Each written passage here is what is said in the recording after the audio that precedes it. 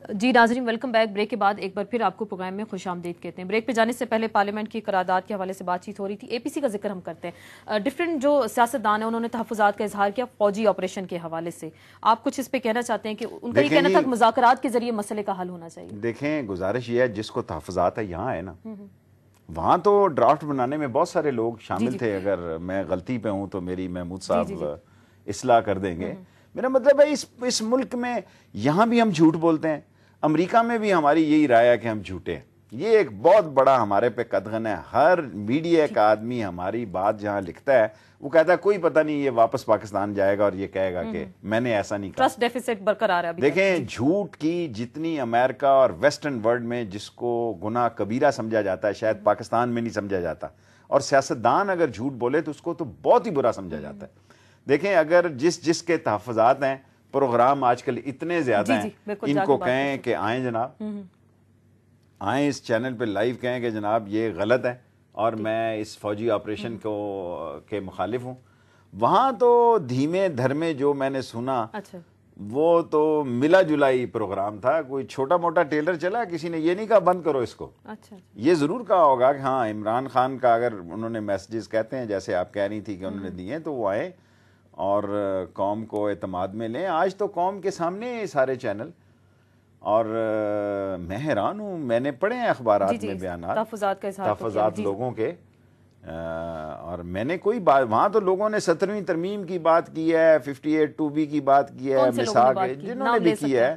لیکن اگر کسی، میں یہ کہنا چاہتا ہوں جس آدمی کے تحفظات ہیں وہ اتنے سارے چینل ہیں، آ کے کہے جی کہ میں نے یہ ڈرافٹ بنانے شور مچانا شروع کر دیا، ڈرافٹ بنانے میں ہم شامل، یہ سارے جو لوگ ڈرافٹ بنانے میں شامل تھے اور وہ سمجھتے ہیں کہ یہ وہ نہیں ہے، آئیں چینل پہ اور کہیں کہ یہ غلط ہوا۔ اچھا زئی صاحب، آپ کیا کہتے ہیں کہ آپ بھی اس میں میٹنگ میں موجود تھے؟ جی میں بار بار یہی کہتا ہوں، بات صرف ایک ہے، ہمارے ملک میں خودکش حملے شروع ہو چکے ہیں، انسانی زندگی بالکل اس کی قیمت ہی نہیں رہی۔ اس بربادی کو روکنے کے لیے اگر کوئی ایکشن ہوتا ہے، تحفظات اگر ہیں تو صرف ایک تحفظ ہے۔ میں واضح کہنا چاہتا ہوں کہ ایک بہت بڑی آبادی کا، سوات سے لے کر ہماری کوئٹہ تک، ایک بہت بڑی آبادی کا امپریشن یہ ہے کہ بعض دہشت گردوں کو ہماری افواج پاکستان کے بعض لوگوں کی حمایت حاصل ہے۔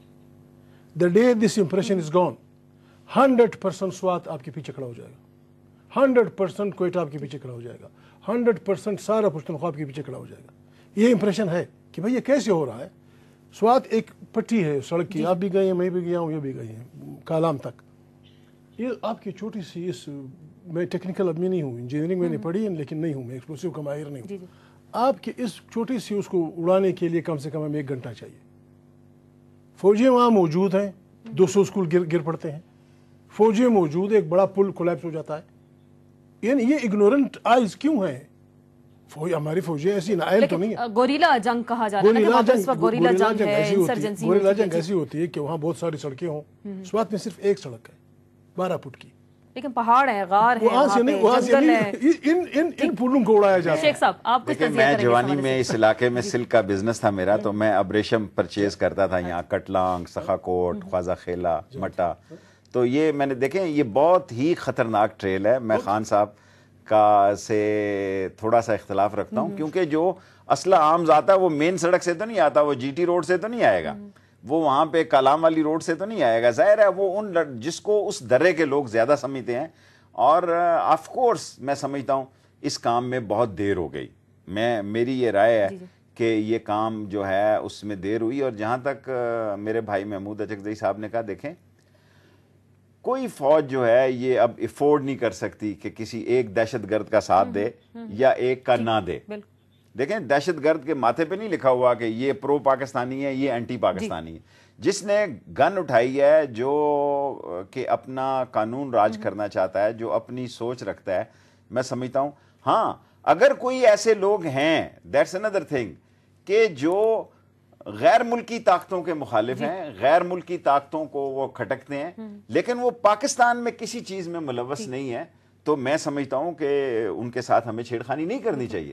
چھیڑخانی آپ کہہ رہے نہیں کرنی چاہیے، لیکن امریکہ کے بارے میں دیکھیں ہمیں ساری دیکھیں، اگر آپ یہ دیکھیں تو اس مسئلے کا بنیادی حل ہی نکالیں کہ امریکہ افغانستان میں کیا لیتا ہے۔ امریکہ کو وہاں سے چلے جانا چاہیے. لیکن امریکہ Why America is staying there؟ امریکہ افغانستان کو افغانستان کے لوگوں کے حوالے کر دے. یہ ساری جنگ جو ہے، یہ ساری جو مسئلے معاملات ہیں، مجھے امید ہے 70-80% ختم ہو جائیں. وہ امریکہ کبھی نہیں کرے گا. آپ نے دیکھا ویتنام کی جو جنگ، جی آپ چاہتی ہیں کہ امریکہ کا حشر ویتنام جیسا ہو یہاں پہ، پھر آپ وہ تیار. لیکن ویتنام میں جب ہوا، اگر ہم ویتنام کی مثال دیکھیں، یہ ویتنام سے بھی خطرناک ہوگا. ویتنام دیکھیں، وہ ہوچیمن اور وہ کہاں تھا، ہنوئے، وہ کہاں جا کے پڑھتے تھے. یہاں تو اگر اس نے 30-40 ہزار فوج لے جانی ہے، یہ اتنی خوفناک ٹریل ہے، اس کو سمجھ نہیں آ رہی. ایک عام آدمی کو سمجھ آ رہی ہے. پاکستان اور ایران کی سپورٹ کے بغیر، دونوں میں سے ایک ملک، کوئی ایک ملک، پاکستان اور ایران دونوں میں سے ایک ملک کی سپورٹ کے بغیر وہاں ان کی رسد نہیں چل سکتی. یہ ازبکستان، تاجکستان، یہ اتنا لمبا راستہ ہے کہ یہاں پھر اس کو روس کی ماننی پڑے گا. یوکرین کا مسئلہ، اس کے بلاسٹک میزائل، اس کی نیولی انڈیپینڈنٹ اسٹیٹ، اس کی بہت بڑی قیمت دینی پڑے گی. لیکن ویتنام میں جو کچھ ہوا، اس کے ساتھ ساتھ کمبوڈیا کا جو حال ہوا، تو آپ کمپیریزن کرتے ہیں ویتنام، افغانستان اور پاکستان کے ساتھ. میں نے پی سی میں ایک گستاخی کی. میں نے ان سے کہا، میں نے کہا ایک بات ہمیں سمجھائیں آپ، اگر خدا نخواستہ پاکستان میں ایسے ادارے موجود ہیں یا ایسے اشخاص موجود ہیں جنہوں نے یہ اسٹریٹجی بنا رکھی ہے کہ باجوڑ سے لے کر جنوبی وزیرستان تک اس خطے کا جو ٹیرین ہے یہ گوریلا وار کے لیے بہترین فٹ ہے. یہاں سے مقامی آبادی کو پش کرنا ہے اور یہاں دنیا جان کے گوریلے علاقے بسانے ہیں اور امریکہ کو یہاں پھنسانا ہے. اگر اسٹریٹجی یہ ہے، میں نے وہاں بھی گستاخی تھی، آج بھی کہہ رہا ہوں، ہمیں اعتماد میں لیں. اگر یہ اسٹریٹجی پاکستان کے فائدے میں ہے، میں یہ ماننے کے لیے قطعاً تیار نہیں ہوں کہ جنوبی وزیرستان کا مسعود، وزیر، داوڑ، ارمڑ، بیٹنی یا ہمارے جو باجوڑ کے لوگ مومند اتنے کمزور ہیں کہ وہ خارجی لوگ آ کے ان کو اپنے گھروں میں ماریں گے. یہ اٹ از امپاسبل. اگر کوئی یہ کر رہا ہے، اسے کس کی پش پناہی حاصل ہے؟ کون انہیں سپورٹ کر رہا ہے؟ اگر یہ نہیں ہے، we are with the government. آئیں، پاکستان کو ہر قسم کے ٹیررزم سے صاف کرنا ہے، پاکستان کو ایک جمہوری ریاست بنانا ہے. اس کے لیے پہلا نقطہ یہ ہے، شیخ صاحب فرما رہے ہیں افغانستان میں فلانا ہے. کیا ہم افغانستان کو ایک ساورن ملک مانتے ہیں یا نہیں؟